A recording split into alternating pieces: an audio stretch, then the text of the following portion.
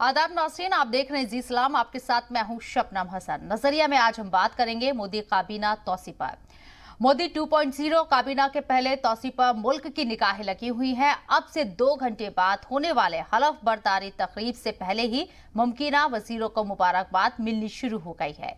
इस मामले को लेकर 2 दिन में मीटिंगों का दौर जारी रहा और 2019 में दूसरी बार मरकज का इख्तिदार संभालने के बाद वजीर आजम नरेंद्र मोदी अपनी कैबिनेट में कई बदलाव करने जा रही हैं। खबरों के मुताबिक आज शाम 6 बजे होने वाली तकरीब में 43 वुज़रा हलफ लेंगे। कैबिनेट तौसीह से पहले अब तक 10 वुज़रा ने इस्तीफा दे दिया है, जिसमें वजीर तालीम रमेश पोखरियाल निशंक, मरकजी वजीर संतोष गंगवार, सदानंद गौड़ा, देबोश्री, संजय धोत्रे, राव साहेब धानवी जैसे वुज़रा ने इस्तीफा दिया है। जराये के मुताबिक नए काबीना में 5 अक़लियती तबके के वजीर हो सकते हैं, जबकि आज 11 खवातीन भी वजीर के तौर पर हलफ ले सकती हैं।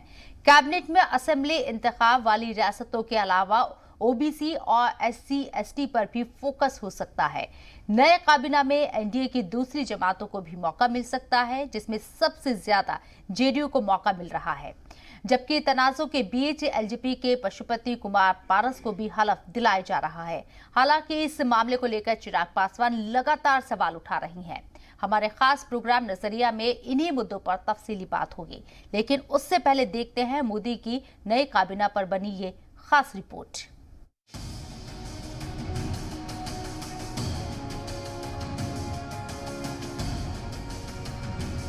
– 2019 में दूसरी मर्तबा सरकार संभालने के करीब 2 साल बाद मोदी काबीना की पहली तौसी होगी,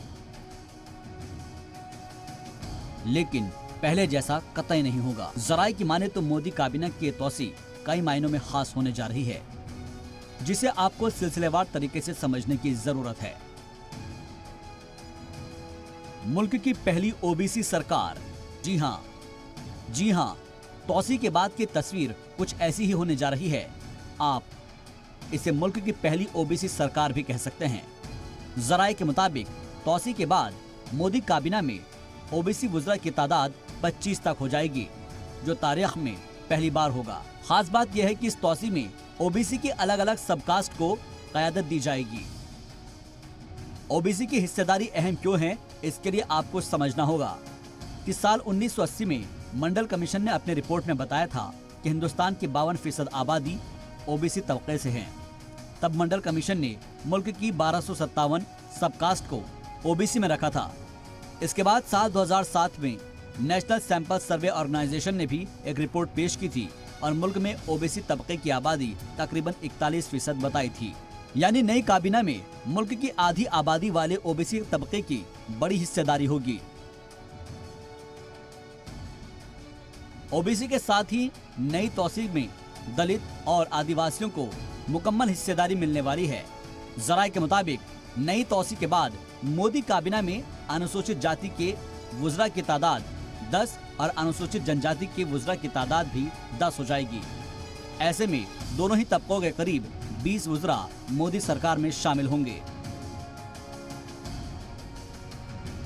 नई तौसीफ में इस बात का भी ख्याल रखा जाएगा कि मुल्क की हर रियासत और यूनियन टेरिटरी की क़यादत मरकज़ी हुकूमत में जरूर हो, और इसलिए मुल्क में कुल 28 रियासत और 8 यूनियन टेरिटरीज हैं। और मोदी काबीना में अब हर रियासत और यूनियन टेरिटरी से कम एक कायदीन जरूर होगा। इतना ही नहीं, रियासत के साथ इलाकों की भी हिस्सेदारी इस नए तौसीफ में की जाएगी, ताकि हर इलाके की क़यादत की जा सके।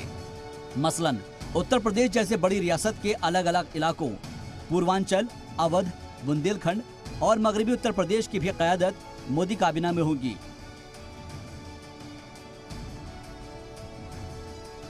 हिंदुस्तान दुनिया के सबसे नौजवान ममालिक में एक है और यहाँ पर नौजवानों की आबादी 65% है। ऐसे में नई तौसीफ में नौजवानों की बड़ी हिस्सेदारी होगी और तौसीफ के बाद मोदी सरकार मुल्क की अब तक की सबसे नौजवान सरकार बन जाएगी, जिसकी औसत उम्र सबसे कम होगी। नौजवानों के साथ नई तौसीफ में तजुर्बे को तरजीह देने की भी तैयारी है। नई तौसीफ में कई साबिक वजीर आला के साथ ही साबिक वुज़रा को भी हलफ दिलाया जा सकता है, जिनके लंबे सियासी तजुर्बे का फायदा सरकार को मिलेगा। नई तौसीर में सरकार की नजर पढ़े लिखे लोगों पर भी रहेगी और इसी वजह से काबीना में साबिक सिफारतकार, डॉक्टर्स और वकला को भी शामिल किया जा सकता है, जिसके बाद पढ़े लिखे लोगों की तादाद इस सरकार में सबसे ज्यादा हो जाएगी। मोदी सरकार में पहले से ही बड़ी तादाद में खातून वज़रा न सिर्फ शामिल है बल्कि अहम वजारत को भी बखूबी निभा रही हैं। लेकिन नई तौसीर में कुछ और ख्वातीन को भी वजीर ओहदा दिया जा सकता है, जिसके बाद मोदी काबीना में ख्वातीन वज़रा की तादाद अब तक की सबसे ज्यादा तादाद हो जाएगी। काबीना की नई तौसीर सियासी दबाव, सिफारिश और चुनावी गणित वाले मिथक को भी तोड़ने जा रही है, क्योंकि इस तौसीर की वजह इनमें से कोई नहीं है और ऐसा पहली बार होने जा रहा है। कुल मिलाकर मोदी काबीना की नई तौसीर मुल्क की सियासी रवायत को पूरी तरह से बदलने वाली है। पहली तौसीर जिसमें अगले पायदान से सबसे पिछले पायदान तक खड़े शख्स का, इलाके का, जात का, तबके का, मजहब का और रियासतों की क़यादत होगी और इस बदलाव वाली तौसीर के बाद दिखेगी मोदी 2.0 की नई टीम। ब्यूरो रिपोर्ट, जी मीडिया। तो शाम 6 बजे आज पूरी तरीके से तस्वीर साफ हो जाएगी कि कैबिनेट में किसे जगह दी जाएगी और किन लोगों को बाहर का रास्ता दिखा दिया गया है। हालांकि अभी तक 10 लोगों के नाम सामने आए हैं जिन्होंने इस्तीफा दे दिया है। इसी मौजू पर हमारे साथ बात करने के लिए तमाम खास मेहमान हमारे साथ लगातार बने हुए, उनका तारुफ मैं आपसे करवाना चाहूंगी। हमारे साथ राहुल लाल साहब है, पॉलिटिकल एनालिस्ट हैं, असफर शमसी साहब बीजेपी स्पोक पर्सन है, आसिफ इकबाल हमारे नुमाइंदे भी हमारे साथ जुड़ेंगे। बहरहाल आप दोनों का इस्तकबाल करना चाहेंगे जी सलाम पर। राहुल लाल जी, मेरा सवाल पहले आपसे, कैबिनेट की तौसीर हो रही है, एक्सपेंशन हो रहा है, यहाँ नए चेहरों को तरजीह दी जा रही है और इसके साथ ही 7 मिनिस्टर का प्रमोशन तय माना जा रहा है, लेकिन जो क्राइटेरिया बनाया गया है नए चेहरों को तरजीह देने के लिए वो अपने आप में खास है, क्या कहेंगे आप? देखिए, जो अभी कैबिनेट का जो एक्सपेंशन हो रहा है, हम लोग देख रहे थे कि इसको काफी दिनों से लंबित था। बहुत दिनों से हम लोग इंतजार कर रहे थे कि कब सेंट्रल गवर्नमेंट के कैबिनेट का विस्तार होगा, क्योंकि अभी जब दिल्ली और यूपी दरबार के बीच में टकराहट की स्थिति आई थी तो देखिए यूपी दरबार का तो अभी तक कैबिनेट का एक्सपेंशन हुआ नहीं, लेकिन उसके बाद फिर निगाहें और तेज हो गई थी, क्योंकि देखिए अब उत्तर प्रदेश के चुनाव काफी पास में है, फिर गुजरात के भी चुनाव पास में है और बिहार में हम लोग लगातार देख रहे थे कि वहां पे एक तरह से जदयू और बीजेपी के बीच में खींचतान काफी उसमें वृद्धि हो रही थी और जदयू लगातार मांग कर रही थी कि वो लंबे समय से एक तरह से केंद्रीय कैबिनेट से बाहर थी। तो हम लोग अंदाजा पहले से ही लगा रहे थे कि कहीं न कहीं से बिहार का प्रतिनिधित्व बढ़ेगा, उत्तर प्रदेश के चुनाव है उसके भी प्रतिनिधित्व में वृद्धि होगी, गुजरात में भी चुनाव है वहां पर भी वृद्धि होगी। तो एक तरह से कहीं न कहीं चुनावों को ध्यान में रख के पूरा ये मंत्रिमंडल का विस्तार हम लोग को शाम में 6 बजे दिखेगा। देखिए, इसमें हम लोग को देख रहे हैं, जैसा आप बार बार बता भी रही हैं कि 10 से ज्यादा मंत्री जो है वो इस्तीफा दे चुके हैं और उन इस्तीफा देने वाले मंत्रियों में केंद्रीय स्वास्थ्य मंत्री भी शामिल है उसमें जी। तो एक तो ये चीज है कि एक तरह से सरकार ये दिखाने का प्रयास कर रही है और कुछ लोगों को इसमें प्रमोशन भी दिया जा रहा है। तो 7 लोगों का प्रमोशन के ऊपर नाम भी जो है कि वो चर्चा में काफी स्पष्ट रूप से आ रहा है कि उनका प्रमोशन किया जाएगा। तो सरकार जनता के बीच में ये संकेत देना चाह रही है कि जो अच्छे काम कर रहे हैं उसको हम रिवार्ड दे रहे हैं, जो सही काम नहीं कर रहे हैं उनको हम मंत्रिमंडल से बाहर कर रहे हैं। लेकिन शबनम जी, फिर सवाल ये खड़े होते हैं कि क्या देश का स्वास्थ्य मंत्रालय जैसा जो बड़ा महकमा था, जो स्वास्थ्य मंत्री हर्षवर्धन थे, उसके काम से अगर आप खुश नहीं थे तो फिर इस तरह का जो आप पुनर्विचार कर रहे थे वो इतना लंबा समय क्यों लगाया? सरकार को तो प्रधानमंत्री जी को, माननीय प्रधानमंत्री जी को और त्वरित तौर पे ये फैसले लेने चाहिए कि 6 महीने, 8 महीने, साल भर का आप देख के क्रियान्वयन देख के आप ये निर्णय ले लेते। जैसे इसमें अनुराग ठाकुर जी का नाम आ रहा है प्रमोशन वाले लिस्ट में, निर्मला सीतारमण जी बिल्कुल अभी तक उनके नाम में कहीं दाएं बाएं नहीं आ रहा, लग रहा है कि वो अभी तक वित्त मंत्री बनी रहेंगी। लेकिन मैं अगर समीक्षा करता हूं अगर केंद्र सरकार के वित्त मंत्रालय का, तो हमें अभी तक इनका कोई फाइनेंस मिनिस्ट्री का प्रदर्शन, हमें अगर इस केंद्र सरकार का वो बिल्कुल आज तक उसमें कोई अच्छा काम हमें होता हुआ नहीं दिख रहा है। कोरोना के पहले ही हमारे देश की अर्थव्यवस्था जो है वो निचले स्तर पर हम लोगों को जाते हुए दिख रही थी। हमें याद है कि इसी सरकार ने 9.2% का ग्रोथ रेट था जो लगातार गिरते गिरते नोटबंदी और जीएसटी के बाद कोरोना के पहले ही 4.2% पे आ गया था। अभी हम लोग माइनस ग्रोथ रेट में खड़े हैं। डिमांड को जनरेट करने के लिए कोई काम नहीं हुआ है। तो ये भी समझ से परे है कि ऐसे में अनुराग ठाकुर को किस चीज के लिए प्रमोशन दिया जा रहा है। तो थोड़ा इन मामलों में सरकार को और पारदर्शिता लाना चाहिए कि आप अगर रिवार्ड दे रहे हैं, बड़ी अच्छी चीज है, लोगों को मंत्रिमंडल से बाहर कर रहे हैं, वो भी अच्छी चीज है, गुड गवर्नेंस सबों का अधिकार है। लेकिन अगर हम लोग देख रहे हैं तो ये गुड गवर्नेंस से ज्यादा जो मुद्दा है वो मुद्दा है आगे होने वाले विधानसभा के चुनाव। अगर हम लोग अभी देखें पश्चिम बंगाल के बाद अब जो चुनाव होने वाले हैं, लोकसभा चुनाव से पहले अब 16 राज्यों के कम से कम जो है कि विधानसभा चुनाव होने वाले हैं, जिसमें कई बड़े राज्यों के चुनाव शामिल हैं। इसलिए हम लोग देख रहे हैं कि कम से कम 7 मंत्रियों के नाम आ चुके हैं जो उत्तर प्रदेश का प्रतिनिधित्व करेंगे। शबनम जी, इसमें उत्तर प्रदेश में चुनाव है, यहाँ के समीकरणों को, जाति समीकरणों को, जैसे अनुप्रिया पटेल को हम लोगों ने देखा था कि वो 2014 से 19 के मंत्रिमंडल में थी, लेकिन 2019 में जब फिर से सरकार बनी तो अनुप्रिया पटेल को एक तरह से किनारे लगा दिया गया था। लेकिन अब सरकार को जरूरत समझ में आ रही है कि उत्तर प्रदेश में जो छोटे छोटे जो जातीय समूह हैं उन सबों को भी इसमें शामिल किया जाए, कैसे संतुलन बनाया जाए। तो इसलिए उन दृष्टि से हम लोग देख रहे हैं। तो एक तरह से कहीं ना कहीं स्पष्ट रूप से लग रहा है कि आने वाले विधानसभा चुनावों की तैयारी है और अलग अलग हिस्सों को, अलग अलग जाति समूहों को, अलग अलग राज्यों को इसमें प्रतिनिधित्व देने का प्रयास किया गया। जब भी मंत्रिमंडल का निर्माण होता है तो हम लोग हमेशा देखते हैं ये चीज कि किस राज्य से कौन आया, कितना आया, उसमें एससी के कितने लोगों को लिया जा सका, एसटी के कितने लोगों को लिया जा सका, ओबीसी के कितने लोगों को लिया जा सका। क्योंकि देखिए उत्तर प्रदेश में जो जाति समीकरण बनता है उसमें बीजेपी पूरा प्रयास करती है कि गैर यादव जो ओबीसी का पूरा समूह है उसको इन लोगों ने काफी अच्छे से 2014, 2017, 2019 में गोलबंद करके बीजेपी के पक्ष में वोट लिए गए थे। अभी इस समय वो समूह थोड़ा कमजोर और टूटता नजर आ रहा है, तो उसको फिर से कैसे मजबूत किया जाए उसके लिए भी पूरा झलक हम लोगों को इस मंत्रिमंडल के विस्तार में शबनम जी नजर आ रहा है। चलिए असफर शमशी साहब, कैबिनेट में तौसी होने जा रही है, 6 बजे तमाम नाम जो हैं वो सामने आ जाएंगे। अभी अंदाजा ही लगाया जा रहा है, लेकिन तस्वीर आधी अधूरी अभी साफ है, लेकिन 6 बजे पूरी तरह से साफ हो जाएगी। इल्जाम आपके ऊपर पॉलिटिकल एनालिस्ट राहुल साहब कह रहे हैं कि भाई फाइनेंस मिनिस्टर की तरफ से अभी तक उन्हें कुछ होता नजर नहीं आया है, लेकिन उनके पद को लेकर वहां किसी तरह की तौसी नहीं होने जा रही है। हर्षवर्धन साहब ने इस्तीफा दिया है, उसको लेकर भी सवाल उठाए जा रहे हैं, क्या कहेंगे आप?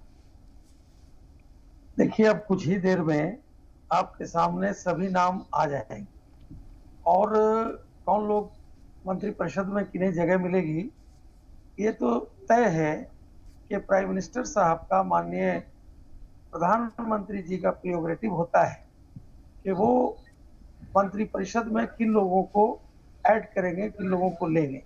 एक्सपेकुलेशन जो भी हो, लेकिन बहुत कुछ समय के बाद, कुछ वक्फे के बाद आपके सामने क्लियर हो जाएगा कि कौन कौन लोग मंत्रिमंडल में आए। लेकिन इतना तय है कि माननीय प्रधानमंत्री जी ने जिस तरह से चीजों को देखा है और वो इस बात पर पूरा फोकस करते हैं कि जो भी मंत्री हों वो परफॉर्मेंस के आधार पर हों, और शायद यही।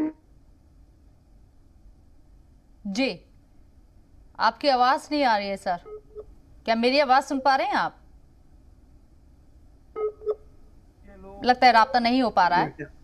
जी जी, आ गए आपकी आवाज, बोलिए बोलिए शमशी साहब। आवाज आ रही है? जी जी। हाँ, यानी कि हर तरह के लोग, खास करके जो युवा हैं, एजुकेशनिस्ट हैं, पढ़े लिखे लोग हैं, या मान लीजिए नए चेहरे को भी एक्सपेंशन देने की बात है, या खास करके जो सामाजिक समीकरण है, यानी भारतीय जनता पार्टी जब सबका साथ सबका विकास की बात करती है तो यकीनन यानी कि वो सभी को लेकर के, खास करके जो पिछड़े लोग हैं या ऐसे लोग हैं, उन सारे लोगों को भी, महिला हैं, इन सारे लोगों को इस कैबिनेट में माननीय प्रधानमंत्री जी ने इस बात को देखा है और सबको मिला करके मुझे लगता है कि ये जो एक्सपेंशन होगा ये पूरा का पूरा अच्छा होगा और परफॉर्मेंस के आधार पर होगा। डॉक्टर हर्षवर्धन ने इस्तीफा दिया है। कोरोना की सेकेंड वेव में सरकार की बहुत ज्यादा आलोचना हुई है, बहुत ज्यादा तनकीद हुई है, क्या इसका खामियाजा हर्षवर्धन साहब को चुकाना पड़ा है? नहीं, ये देखिए एक्सपेक्युलेशन है। मैंने पहले ही कहा कि परफॉर्मेंस के आधार पर, और भारतीय जनता पार्टी में आप इसको इस्तीफा कह रही हैं, हमारे यहाँ काम का बंटवारा होता है। ऐसा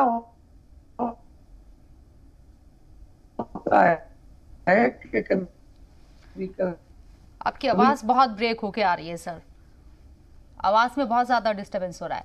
राहुल जी, कोरोना के सेकंड वेव में सरकार की जिस तरह से आलोचना हुई, तनकीद हुई, उसका खामियाजा हर्षवर्धन साहब को उठाना पड़ा। क्या सिर्फ हर्षवर्धन साहब के से इस्तीफा लेने के बाद या नए चेहरे को यहाँ पर लाने के बाद ये तमाम चीजें दूर हो जाएगी अपोजिशन की? बिल्कुल दूर नहीं होगी। देखिए, यहाँ पे शमसी जी खुल के कह रहे हैं कि एक तरह से परफॉर्मेंस को बहुत ज्यादा ध्यान रखा गया है।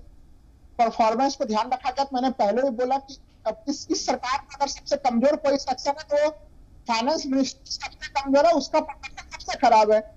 आप यही करेंगे कि आपको डीजल पेट्रोल के लगातार दाम बढ़ाने पड़ रहे हैं क्योंकि आपके पास डायरेक्ट टैक्स आ रहे हैं, इनडायरेक्ट टैक्स आ रहे हैं।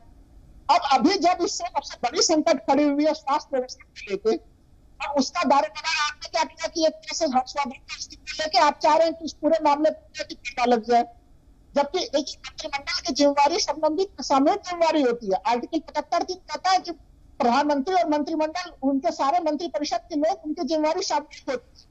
तो आप इस मंत्री का इस्तीफा लेके आप ये नहीं कह सकते कि ठीक है हमने तुमको छुट्टी कर दी, अब हमारा काम हो चुका है।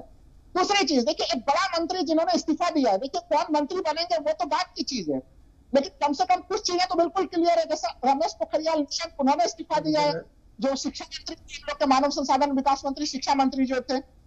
अब देखिए, उन जिस समय से नई शिक्षा नीति लाई गए थे, न्यू एजुकेशन पॉलिसी, वो काफी ज्यादा आलोचना के दायरे में थी। तो क्या सरकार यह स्पष्ट करेगी कि केवल शिक्षा मंत्री बदलेंगे या फिर उनके द्वारा विसंगतिपूर्ण लाई गई नई शिक्षा नीति भी बदलेगी? क्योंकि देखिए, जो पॉलिसीज होती है सब वो लॉन्ग टर्म के लिए होती हैं। तो आपने एक तो हम लोग जिस समय से वो नई न्यू एजुकेशन पॉलिसी आया था, तब से हम लोग उसके तमाम खामियों की तरफ हम लोग ध्यानाकर्षण करा रहे थे। और मैं तो शमसी जी को कहूंगा कि भले ये स्पेकुलेशन है, लेकिन जिस अलार्म के समाचार की गुणवत्ता वो होती है कि यहाँ पे जो समाचार होता है 6 बजे के समय में, उस बुलेटिन में हम लोग उसको प्रूफ के रूप में भी देख लेंगे। जब मंत्रिमंडल का शपथ ग्रहण होगा तो यही सारे नाम, परिवर्तन ही तो संसार का नियम है। परिवर्तन होने जा रहा है तो फिर दिक्कत क्या? परिवर्तन ही तो संसार का नियम है। परिवर्तन संसार का नियम है, बिल्कुल परिवर्तन होना चाहिए। लेकिन मैं कह रहा हूं कि परिवर्तन में अगर सरकार परफॉर्मेंस को बहुत ज्यादा ध्यान में रखती तो वो देश के हित में होती। आप लोग, सरकार जरूर कह रही है, अभी भी बीजेपी के लोग कह रहे हैं कि परफॉर्मेंस ओरिएंटेड है, और प्रधानमंत्री जी ने उसी दिशा में सबों का मूल्यांकन करके काम किया है।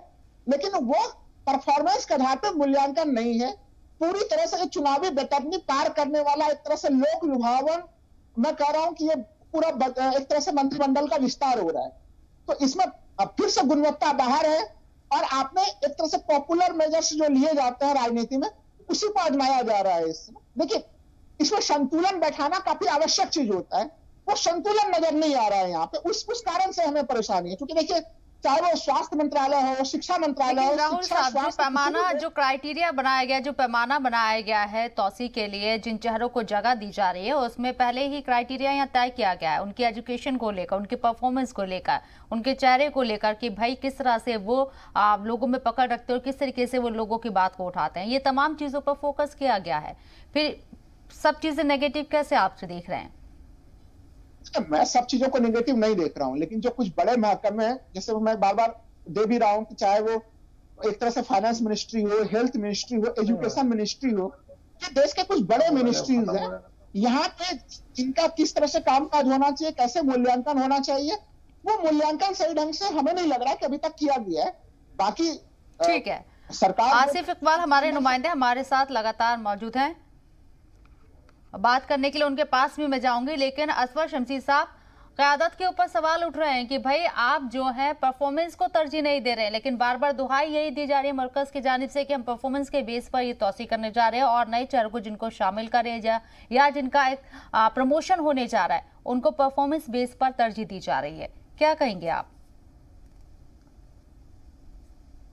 देखिए, मैंने पहले ही कहा कि हमारे यशस्वी प्रधानमंत्री जो करते हैं वो सबका साथ, सबका विकास इसको देख के करते हैं। और सभी आवाज बहुत स्लो आ रही है, आ रही है आवाज? जी, मुझे आपकी आवाज आ रही है, आप कंटिन्यू कीजिए। हाँ, तो इसलिए बहुत ज्यादा लोगों को स्पेकुलेशन करने की जरूरत नहीं है। कुछ देर का इंतजार करें और सब उनको समझ में आ जाएगा कि भारतीय जनता पार्टी और एनडीए जो सरकार चला रही है वो अच्छी सरकार चल रही है, और जो भी अभी तौसी होगी या जो भी एक्सटेंशन होगा, ये सियासी जानकार कह रहे हैं कि लोक लुभावन ये तौसी है, इलेक्शन को नजर में रख के तौसी की जा रही है। नहीं, इलेक्शन अलग इशू है। इलेक्शन तो होते ही रहते हैं, हर स्टेट में होते रहते हैं, लेकिन अगर आप इसको इलेक्शन से इक्वेट करेंगी तो मुझे लगता है इसका कोई मतलब नहीं है। इलेक्शन तो हर स्टेट में साल में आज यहाँ हो रहा है तो दूसरी जगह वहां हो रहा है, इसलिए एक्सटेंशन को इलेक्शन से जोड़ना ये मुझे लगता है कि कतई ठीक नहीं है। इलेक्शन अपनी जगह पे है और परफॉर्मेंस अपनी जगह पर है, इसलिए अब पिछली बार अगर आप उत्तर प्रदेश को ही देखें, प्रचंड बहुमत उत्तर प्रदेश में भारतीय जनता पार्टी को मिला। उस वक्त कौन इलेक्शन था?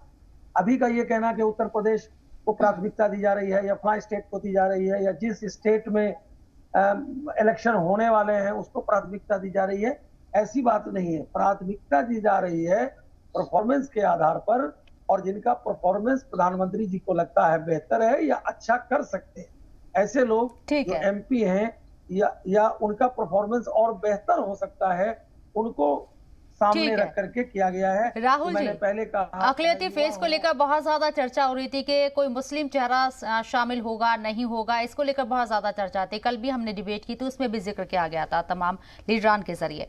कैबिनेट में यहाँ कुल 5 अक़लियती वुज़रा शामिल होंगे, ऐसी खबरें हैं। देखिए, नामों की तो चर्चा है। ठीक है, शमसी साहब मैं आऊंगी आपके पास। राहुल जी से मैं सवाल ले रही हूँ, आपके पास में आऊंगी। जी राहुल साहब। हाँ, सब अब मैं ये कह रहा हूँ कि कुछ खबरें अच्छी भी आ रही है, जैसे कि देखिए माइनॉरिटीज को लेकर अगर उनका प्रतिनिधित्व नहीं था, उनका प्रतिनिधित्व इस मंत्रिमंडल में हो रहा है, ये काफी स्वागत योग्य खबर है। क्योंकि देखिए आपको जब आप नारा देते हैं सबका साथ सबका विकास, और वो नारे के अनुरूप अगर चीजें नहीं दिखती हैं, जैसा कि हम लोग देख रहे थे कि इस पूरे वर्ग के साथ कहीं ना कहीं भारतीय जनता पार्टी का पूरा व्यवहार जो है वो पक्षपातपूर्ण आ रहा था, लेकिन मोहन भागवत जी ने जिस तरह के बयान दिए या तमाम तरह की चीजें हो रही हैं, अभी भी आ रही हैं, तो वो स्वागत योग्य कदम है। तो अगर ऐसा हो रहा है तो बहुत अच्छा चीज है। दूसरी चीज की यहाँ पे हम लोग देख रहे हैं कि नए लोगों को मौके दिए जा रहे हैं, और कैबिनेट का जो औसत उम्र है वो भी उससे घटेगा। इस तरह की भी चीजें अगर हम लोग को 6 बजे देखने के लिए मिलेगी, तो देखिए मंत्रिमंडल में कुछ देखिए अनुभवी लोग भी हों, कुछ नए लोग भी हों, नए पुराने लोगों का तरह से युवा शक्ति का भी संचार होना चाहिए, उसमें अनुभव भी होना चाहिए और एक बैलेंस होना चाहिए। तो अगर इस तरह की भी कोई चीज होती है तो उसका भी स्वागत किया जाना चाहिए। मैं ये नहीं कह रहा हूं कि सब कुछ गड़बड़ ही हो रहा है, कुछ चीजें हमें अच्छी नहीं लग रही, लेकिन जो बार बार जो बीजेपी की तरफ से परफॉर्मेंस का जो मामला लाया जा रहा है, उस जगह पे कई सारे सवाल खड़े हो जाते हैं कि अगर आपको क्या परफॉर्मेंस का मूल्यांकन करने में 2.5 साल निकल जाते हैं आपके। 2019 में मंत्रिमंडल का गठन हुआ था और बड़े स्तर पे जो बदलाव हम लोग देख रहे हैं वो अब 2021 में देख रहे हैं, और वो भी तब देख रहे हैं।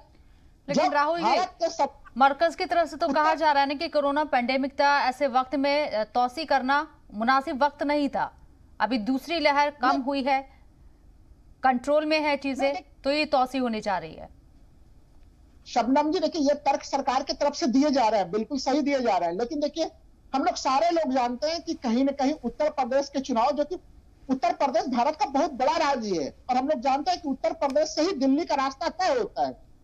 तो ये भारतीय जनता पार्टी के लोग भले स्वीकार ना करें, लेकिन ऑफ द रिकॉर्ड सारे लोग स्वीकार करते हैं कि इस समय बहुत आवश्यक है। लेकिन राहुल जी, सच्चाई भी तो यही है कि अगर आपको सत्ता में काबिज रहना है तो आपको तमाम तरीके अपनाने होंगे। इसमें हर्ज भी क्या है?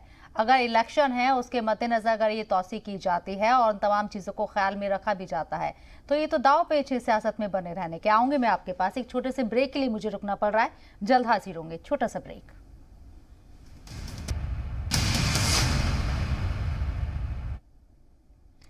आज शाम 6 बजे दिल्ली में जिस तरह से सियासी हलचलें तेज हुई हैं, उसकी तस्वीर जैसा कि मैंने पहले भी कहा कि पूरी तरह से साफ हो जाएगी। आपको बता दें कि मोदी 2.0 काबीना की तौसी हो रही है। कई चेहरों को यहां तरजीह दी जा रही है, कई चेहरों को कैबिनेट से हटा दिया गया है, उनका इस्तीफा ले लिया गया है। अब तक 10 नाम ऐसे सामने आ चुके हैं जिनसे इस्तीफा ले लिया गया है।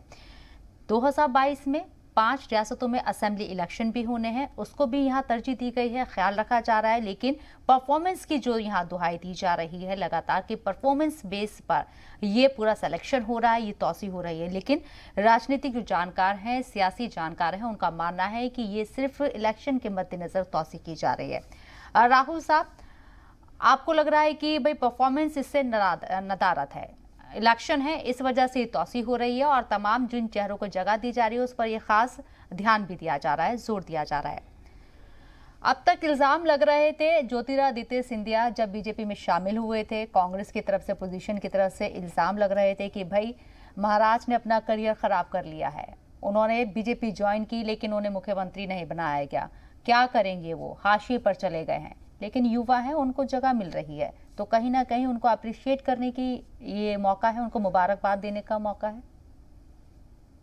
बिल्कुल उनको मुबारकबाद देने का पूरा प्रयास किया जा रहा है, क्योंकि अगर हम लोग मध्य प्रदेश बीजेपी की स्थिति को देखें तो वहां पे जिस तरह से भारतीय जनता पार्टी की सरकार को बनाया गया और उस पूरे सरकार के निर्माण में ज्योतिरादित्य सिंधिया की काफी महत्वपूर्ण भूमिका थी।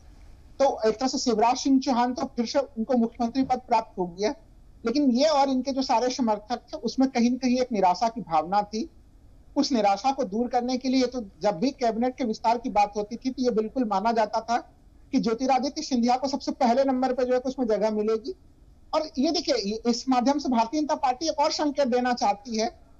जैसे मान लीजिए कि हम लोग अगर राजस्थान की राजनीति को देखते हैं तो उसमें सचिन पायलट भी है वहां पे, तो सचिन पायलट फिर से थोड़ा और एक्टिव होकर अपने चीजों को रहे, अपने काम को वो करें, तो उसके लिए भी जो है कि वो एक प्रोत्साहन का भी काम करेगा।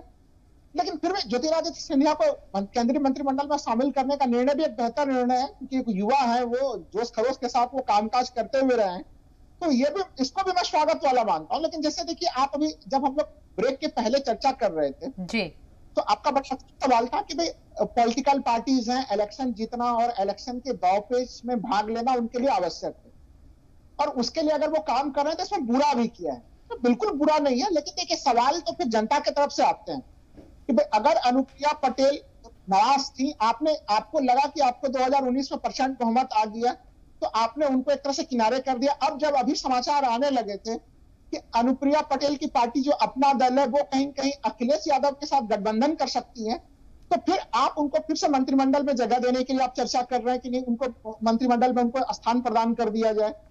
तो अब जो पटेल समुदाय है, आप सोचिए कि इतना आसानी से बीजेपी के लिए वो चुनौती है कि आपने 2019 तक उत्तर प्रदेश में सारे वोटर्स को जिस तरह से जोड़ के रखे थे, वो क्या अब आप उस स्थिति में है, अलग अलग जिस तरह से राजभर के साथ इन लोगों ने जो है कि वहां पे राजभर समुदाय के साथ का जो व्यवहार हुआ था, अब तो खैर वो वापस फिर से भारतीय जनता पार्टी में नहीं आए, तो इनके कई सारे समीकरण बिगड़े हैं और कई सारे समीकरणों को सुधारने का प्रयास है। Bharatiya Janata party 24/7 election mode में रहती है, इसमें कोई दिक्कत नहीं है, लेकिन उससे परेशानी ये होती है कि जब आप हमेशा चुनाव को ध्यान में काम करते हैं तो फिर आपके रोजमर्रा के कामकाज प्रभावित होते हैं।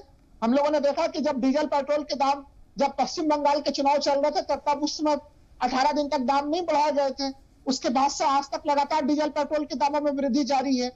तो इनके रणनीति में चुनाव होता है, और मैं अभी भी दावे के साथ कह रहा हूं कि राहुल जी, अनुप्रिया पटेल भी तो यही चाहती हैं कि उन्हें कैबिनेट में शामिल कर लिया जाए। 2019 में नहीं उन्हें शामिल किया गया था, इसलिए वो नाराज थी, लेकिन अब चीजें साधने की कोशिश हुई, बातचीत हुई और उन्हें कैबिनेट में शामिल होने की बात भी हुई है, उनका नाम भी आगे चल रहा है। तो कहीं ना कहीं आपको नहीं लगता कि मतलब लोग भी तो मौका परस्त हैं, उनको मौका मिलेगा तभी तो वो आगे बढ़ेंगे? उनकी नाराजगी इसी बात से थी, अब वो नाराजगी दूर हो रही है।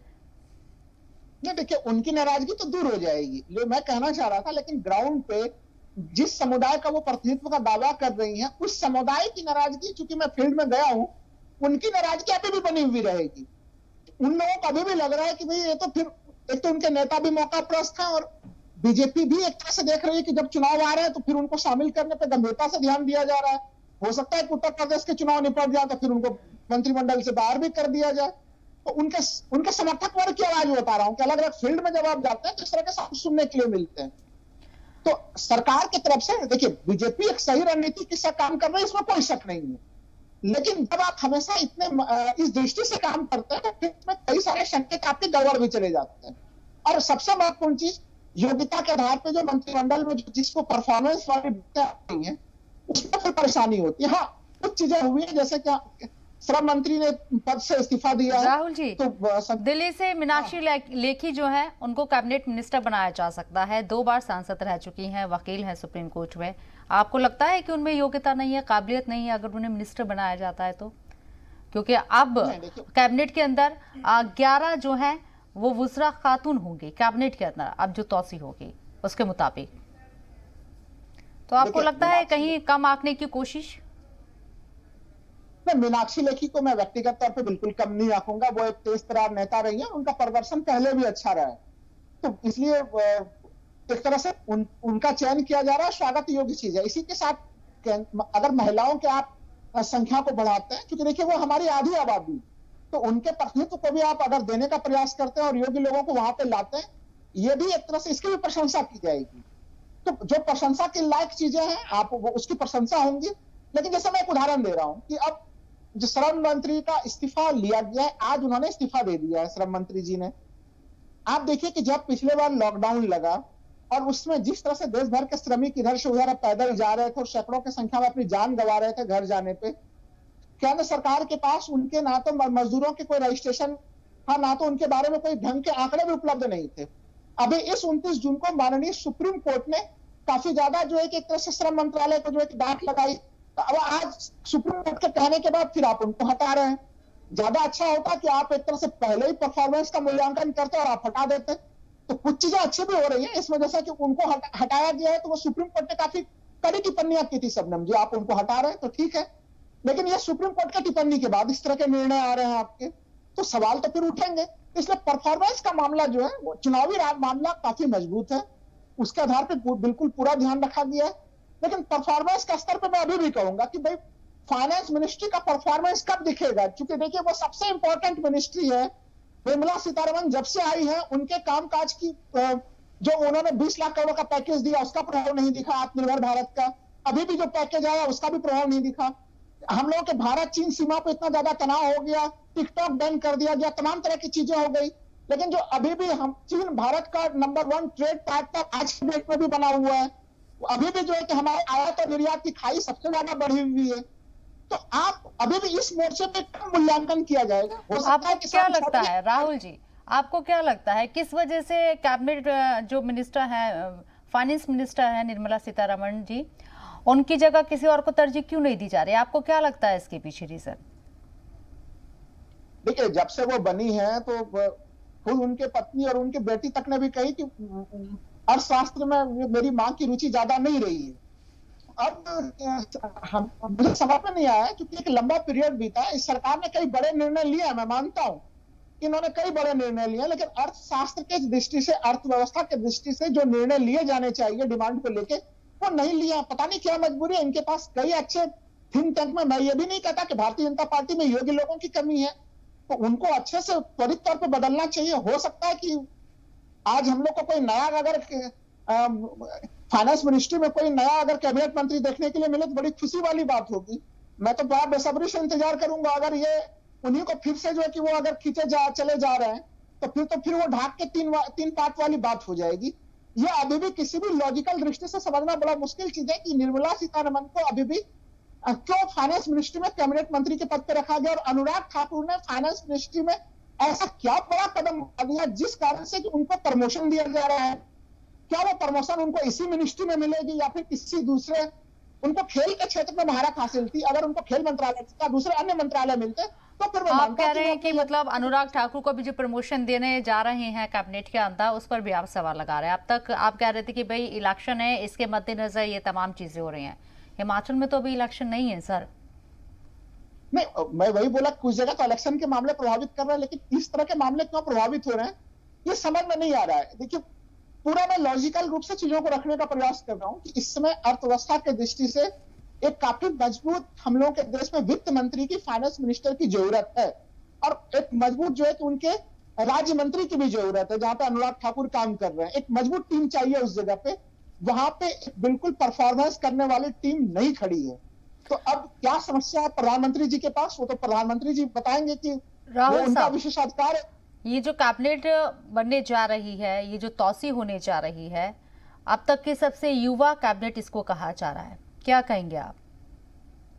जोश देखिए, होगा, उमंग होगी, युवा कैबिनेट है तो जाहिर सी बात है।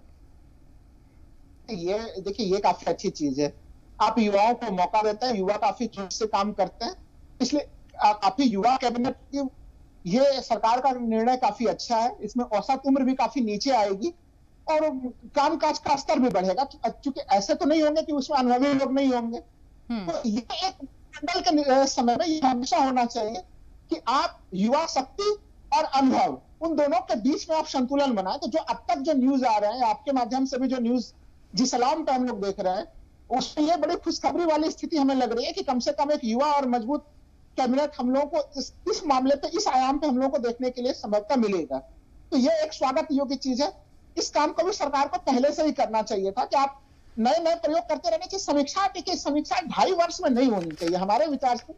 आपको कामकाज की समीक्षा कम से कम वार्षिक तौर पर जरूर सरकार को समीक्षा करनी चाहिए। उससे यह है कि अगर कोई अच्छा काम करने वाला है तो उसको प्रमोशन मिलता है, पूरे देश की भलाई होती है। कोई व्यक्ति अगर बेस्ट परफॉर्मर नहीं है, मान लीजिए उसकी संगठनात्मक क्षमता है, तो उसको पार्टी के संगठन में प्रयोग कीजिए। अलग अलग व्यक्तियों में अलग अलग प्रकार की उनकी क्षमताएं होती है। कुछ लोगों में सरकार चलाने की काफी अच्छी क्षमता होती है, कुछ लोगों में पार्टी संगठन चलाने की काफी अच्छी क्षमता होती है। तो जिसकी जो क्षमता है उसका उस क्षमता का प्रयोग कीजिए। लेकिन कई बार इधर बीजेपी आला कमान की तरफ से चयन के मामले में गड़बड़ी दिख रही थी। जैसे उत्तराखंड के मामले में इन्होंने मुख्यमंत्री का चयन कर दिया, इतनी परसेंट बहुमत वहां की जनता ने दिया और आपको बार बार मुख्यमंत्री बदलने की जरूरत पड़ रही है।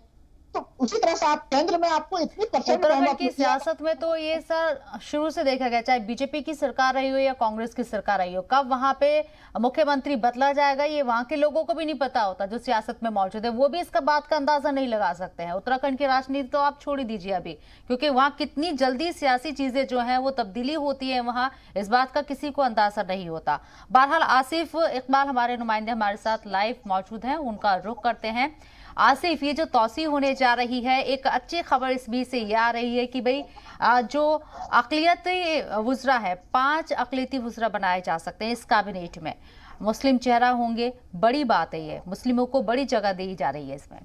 देखिए, अभी तक सबसे बड़ी चीज ये है सबनम कि जो नाम सामने आए हैं उन्हीं पर चर्चा हो रही है। बहुत कुछ अभी भी सामने आना बाकी लग रहा है, क्योंकि जब तक शपथ 6 बज न जाए और ये 6 बजे तक सब लोग अपनी अपनी जगहों पे बैठ न जाए, या यूं कह लें कि जब तक फाइनल लिस्ट, खास तौर पे राष्ट्रपति भवन से जो फाइनल लिस्ट आती है वो ना आ जाए, तब तक ये जरूर होगा कि किसका नाम राज्य मंत्री में है, किसका नाम कैबिनेट में है, किसको स्वतंत्र प्रभार मिल रहा है। क्योंकि कई सारे 7 स्वतंत्र प्रभार लोगों को उनको कैबिनेट में आगे एक्सटेंड किया जा रहा है, उनको मंत्री पद उनकी बड़ी बदली जा रही है, उनको प्रमोशन दिया जा रहा है। लेकिन जैसे राहुल जी ने भी कहा, बहुत सही कहा कि देखिए, अगर आपको किसी भी चीज की आपको चर्चा करनी है या किसी भी चीज का आपको एग्जामिनेशन करना है, या ये कह लें कि आपको किसी भी चीज का एक रूट तय करना है कि भाई इन्होंने परफॉर्मेंस बेहतर नहीं किया और इनके साथ कार्रवाई होनी चाहिए, तो उसके लिए भी आपको एक वक्त मुकर्रर करनी चाहिए। 1 साल का, 6 महीने का, 2 साल का, 2.5 साल के बाद वो भी इस वक्त किया गया। देखिए, बहुत सवाल हो रहे हैं, तो खास तौर से सबनम इसकी भी चर्चा होनी है कि अपोजिशन की तरफ से बहुत सारे सवाल खड़े हो रहे हैं कि श्रम, रोजगार, शिक्षा और स्वास्थ्य, ये 4 चीजें बहुत बड़ी होती हैं हिंदुस्तान के लिए। आप समझ सकती हैं कि हमारा देश है और हमारे देश में इन 4 चीजों पे चर्चा परिचर्चा हमेशा होती रही है। इन 4 चीजें ही एक रीढ़ की हड्डी की तरह है, और इन्हीं 4 को आप ये कह रहे हैं, खुद ही आपने पैरामीटर डिसाइड किया कि ये चारों परफॉर्मेंस जिन मंत्रियों ने किया वो परफॉर्मेंस उनका सही नहीं है, इसलिए उनको हटाया जा रहा है। क्योंकि आप ये नहीं कह सकते कि मंत्रियों को हटाना कोई उनको उपलब्धि देना है या उनको उपाधि देना है। आप साफ तौर पे आपने यही पैरामीटर तय किया, नॉन परफॉर्मिंग मिनिस्टर्स को आपने रिप्लेस किया। जब नॉन परफॉर्मिंग मिनिस्टर्स को आप रिप्लेस कर रहे हैं, तो फिर उसमें आपने स्वास्थ्य के मंत्री को आपने हटा दिया, आपने शिक्षा मंत्री को हटा दिया, आपने रोजगार और श्रम मंत्री को हटा दिया। इससे आपके ही सरकार पे सवाल खड़े होंगे कि आखिर आपने 2.5 साल में, खास तौर पे मोदी कैबिनेट 2.0 के 2.5 साल में किस तरह के काम रहे हैं कि जो सबसे बड़े इंपॉर्टेंट डिपार्टमेंट है, जिस पर कई बार सवाल सरकार के विरोधी भी खड़ा करते रहे। देखिए, स्वास्थ्य को लेकर आपको पता है कि कोरोना काल में जो सबसे ज्यादा अगर किसी मंत्रालय पर सवाल खड़े हुए हैं तो वो स्वास्थ्य मंत्रालय पे खड़े हुए हैं, और कहीं ना कहीं से अभी आपने स्वास्थ्य मंत्री को रिप्लेस कर दिया, स्वास्थ्य राज्य मंत्री को हटा दिया। तो इससे सरकार के कामकाज पे भी सवाल खड़े होते हैं कि आखिर आपने किस पैरामीटर पे हटाया। वो तो आपको बताना पड़ेगा कि नॉन परफॉर्मिंग मिनिस्टर्स को आप हटा रहे हैं, तो आपको ये भी बताना पड़ेगा। दूसरी तरफ आप भारी भरकम लोगों को ला रहे हैं, बहुत अच्छी बात है, नए लोगों को मौका मिलना चाहिए, तो हमेशा से नए लोगों को मौका मिलना चाहिए। लेकिन एक बात ये भी तय है कि नए लोगों में भी एक्सपीरियंस होल्डर होना भी बहुत जरूरी है, क्योंकि आप सिर्फ नए लोगों के भरोसे आप पूरी सरकार नहीं चला सकते हैं। क्योंकि कहा जाता है कि युवा जोश के साथ एक आपको होश में रहने वाले बुजुर्ग भी चाहिए, आपको एक्सपीरियंस होल्डर भी चाहिए। ये भी बहुत मोस्ट इंपॉर्टेंट है, क्योंकि आप सिर्फ इस बात पे पैरामीटर हो जाना कि आपने ये रिप्लेसमेंट कर दिया, आपने ये लेके आ रहे हैं, ऐसा नहीं है। आपको बहुत कुछ सोचना समझना। हो सकता है प्रधानमंत्री का विशेषाधिकार है, प्रधानमंत्री ने 7 दिनों तक लगातार बैठकों का दौर किया, बैठकें की और लगातार उस पर बहुत मंथन हुआ, उसके बाद ये नाम डिसाइड हुए हैं। लेकिन कहीं ना कहीं से सवाल खड़े हो। दूसरी तरफ मैं आपको बताऊं कि एक और जो हम लोगों ने कल भी चर्चा किया था और आज भी हम चर्चा कर रहे हैं कि आज भी सुबह से इस बात को ही लेकर चर्चा थी कि आखिर लोजपा की तरफ से कौन होगा। तो पशुपति कुमार पारा साहब फाइनल हो गया, अब मंत्री बन रहे हैं, उस पर हाईकोर्ट जा रहे हैं चिराग पासवान का ये कहना है कि हम हाईकोर्ट जाएंगे और हम इसके खिलाफ अपील करेंगे कि इनको आखिर लोजपा के कोटे से कैसे मंत्री बनाया जा रहा है। ऐसे कई सवाल हैं जिसका जवाब बहुत जल्द मिल जाएगा। लेकिन सबसे जो बड़ी चीज है, मैं आपको बताऊं सबने कुछ सबसे बड़ी चीज है, और राहुल जी भी इस बात से इत्तेफाक रखेंगे कि इस बार चर्चा जो है वो 4 मंत्रालय को लेकर बहुत ज्यादा हो गई है। सुबह तक इसकी चर्चा नहीं थी। सुबह तक ये माना जा रहा था किसको किसको मौका मिल रहा है, कौन लोग आ रहे हैं, कैसे लोग आ रहे हैं, नए लोग आ रहे हैं। लेकिन जैसे ही 12 मंत्रियों का इस्तीफा हुआ, उसमें खास तौर पे शिक्षा मंत्री का, स्वास्थ्य मंत्री का, श्रम रोजगार मंत्री का इस्तीफा होना, रसायन उर्वरक मंत्री का इस्तीफा होना, तो ये अपने आप में बहुत बड़ा सवाल है। रसायन उर्वरक की जहां तक बात मैं बताऊं कि जितनी भी दवाइयां बनती हैं, जितने भी मेडिकल इक्विपमेंट होते हैं, वो सब रसायन उर्वरक डिपार्टमेंट से होते हैं। तो आप सोचिए कि दवाइयों के भी मसले पर कहीं ना कहीं सरकार को ये लगता है कि जो मंत्री को, जिनको जिम्मेदारी सदानंद गौड़ा को दी गई थी, वो अच्छे नहीं थे, परफॉर्मिंग नहीं किया उन्होंने, इसलिए नॉन परफॉर्मिंग मिनिस्टर के तौर पर उनको हटाया गया। बाबुल सुप्रियो को हटाया गया, जो बंगाल में बहुत मजबूती से चुनाव लड़ रहे थे, खासतौर पर स्टार प्रचारक भी थे, लेकिन विधानसभा चुनाव हारने के बाद उन पर भी सवाल खड़े हो गए थे, उनको भी बाहर का रास्ता दिखा दिया गया। आप एक नाम याद कीजिए, प्रताप सिंह सारंगी का नाम। जब पहली बार ये मंत्रालय में आए थे, जब पहली बार इनको मंत्री बनाया गया था, तो बहुत सारे इनकी तारीफ हुई थी कि बहुत ग्रास रूट के हैं, इन्होंने बहुत काम किया है, संघ के लिए बहुत काम किया है, बहुत सारे इनके नाम, बहुत सारी उपलब्धियां हैं, बहुत डाउन टू अर्थ रह के काम करते हैं, संगठन को बेहतर समझते हैं, पार्टी को और संगठन को मजबूती देंगे, सरकार में रहेंगे, सरकारी कामकाज को मजबूती देंगे। लेकिन उनको 2.5 साल के बाद हटाया जा रहा है। ये भी एक बहुत बड़ा सवाल है कि आखिर उनका परफॉर्मेंस कैसे देखा गया, या फिर अगर ये जब मालूम था तो फिर उनको मंत्रालय में जगह कैसे। अश्विनी चौबे जो स्वास्थ्य राज्य मंत्री थे, पिछले सरकार में भी स्वास्थ्य राज्य मंत्री थे, इस सरकार में भी स्वास्थ्य राज्य मंत्री थे, उनके ऊपर बहुत सारे सवाल खड़े हुए थे कि अपने लोकसभा क्षेत्र में बहुत सारी तरह की दिक्कतें आई थी, परेशानियां। उसके बाद उनके नॉन परफॉर्मिंग मिनिस्टर के तौर पर हटाया गया। संतोष गंगवार को हटा दिया गया। संतोष गंगवार श्रम रोजगार मंत्री थे, स्वतंत्र प्रभार मंत्री थे। माना यह जा रहा था कि बहुत ही सीजेंड और बहुत ही सुलझे हुए व्यक्ति हैं, बहुत सारे उनको एक्सपीरियंस होल्डर है। आप अगर संतोष गंगवार का प्रोफाइल देखेंगे तो आपको समझ में आएगा कितने सारे उन्होंने काम किए हैं, कितने सारे मंत्रालय देखिए उन्होंने, उनको भी हटा दिया गया। तो सवाल अब ये बनता है कि आखिर देखिए नए लोगों को मौका मिल रहा है, बिल्कुल सही है, नए लोग आ भी रहे हैं, बहुत है, जंबो जेट मंत्रालय बन रहा है, ये भी सही है। लेकिन इसके पीछे ये भी पूछा जाएगा कि जो सबसे बड़े डिपार्टमेंट थे, या ये कह ले कि सरकार की रीढ़ की हड्डी थे, आप ये कह सकते किसी भी सरकार का हो, स्वास्थ्य हो, शिक्षा हो, रोजगार हो, श्रम हो, ये सबसे इंपॉर्टेंट डिपार्टमेंट होता है। और वहां इन मंत्रियों को 2.5 साल के बाद नॉन परफॉर्मिंग, में बार बार ये वर्ड यूज कर रहा हूं इसलिए क्योंकि आप किसी को हटाते हैं तो उनके पीछे ये चीजें लगनी लाजमी है। और बार बार प्रधानमंत्री नरेंद्र मोदी को कहा जाता है कि वो परफॉर्मेंस समझौता नहीं करते, और उन्होंने वही किया। लेकिन इस कोविड काल में जिस मंत्रालय को लेकर तमाम तरह के ऑपोजिशन ने सवाल खड़े किए थे, उसकी मुहर लगाते हुए आज डॉक्टर हर्षवर्धन को हटाया जाना इस बात की मुहर लगती है। क्या लगता है ये जो अहम मंत्रालय, ये जो अहम विजारत है, यहाँ से इन लोगों की छुट्टी की गई है, क्या लगता है कोई ऐसे बड़े चेहरे प्रधानमंत्री के पास हैं, वजीर आजम के पास हैं, जिन्हें वो फिट करना चाहते हैं वहां पर? ऐसे बड़े चेहरे उनके पास मौजूद हैं? बिल्कुल, देखिए 2 चेहरे तो अभी इस कैबिनेट में बहुत बड़े नाम है और अच्छे नाम है जिनकी चर्चा हो रही है, खासतौर पे ज्योतिरादित्य सिंधिया, जिनको एक्सपीरियंस है, पहले से काम किया उन्होंने। दूसरे नारायण राणे, जो ऑलरेडी महाराष्ट्र से आते हैं, महाराष्ट्र में बहुत एक्सपीरियंस होल्डर हैं। और तीसरे जो खुद मंत्री रहे थे, फिर मुख्यमंत्री हुए और फिर अब मंत्री बन रहे, सर्बानंद सोनोवाल, जो असम के मुख्यमंत्री थे। ये लोग ऐसे लोग हैं जिन लोगों के पास अच्छा खासा एक अनुभव है, अच्छा खासा एक्सपीरियंस है।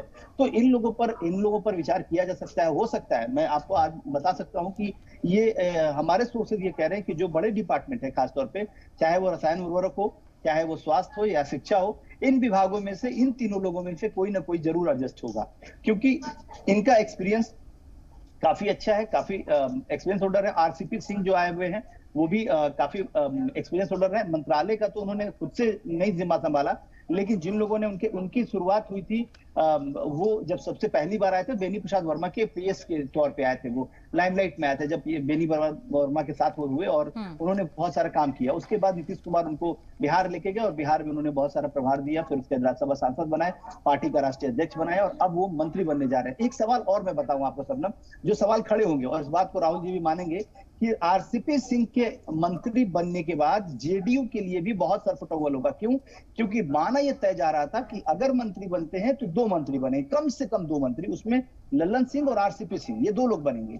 लेकिन ललन सिंह का पत्ता कट गया, और ललन सिंह को माना यह जाता है कि वो वहां के, एक तो विशेष जाति से है वो, उनका अपना अलग लगाव, दूसरे कि वो क्राइसिस मैनेजमेंट के बहुत बड़े धुरंधर खिलाड़ी हैं। नीतीश कुमार को जब जब दिक्कतें आई हैं, जब जब परेशानियां आई हैं, उन्होंने बहुत बढ़िया मैनेजमेंट किया। और ये सीधी तस्वीरें आपको दिखा रहे हैं, सिर्फ रोकना चाहूंगी, 6 बजे और सेरेमनी होनी है और राष्ट्रपति भवन की ये सीधी तस्वीरें हम आपको दिखा रहे हैं। आवाजाही आमदोरफ्त शुरू हो गई है, हलचल, सियासी हलचल बहुत ज्यादा बढ़ गई है क्योंकि वक्त अब कम है, 5 बजने जा रहे हैं, 6 बजे ओथ सेरेमनी होनी है। इसके लिए पूरी तरह से यहाँ जो लोगों का पहुंचना है वो शुरू हो गया है। गाड़ियों का काफिला आप देख सकते हैं किस तरीके से गाड़ियां यहाँ से गुजर रही हैं, यानी कि प्रोग्राम शुरू होने में कुछ वक्त बाकी है, लेकिन तैयारियां मुकम्मल हो चुकी हैं और लोगों का भी यहाँ पहुंचना शुरू हो गया है। जी आसिफ, अपनी बात कंप्लीट कीजिए।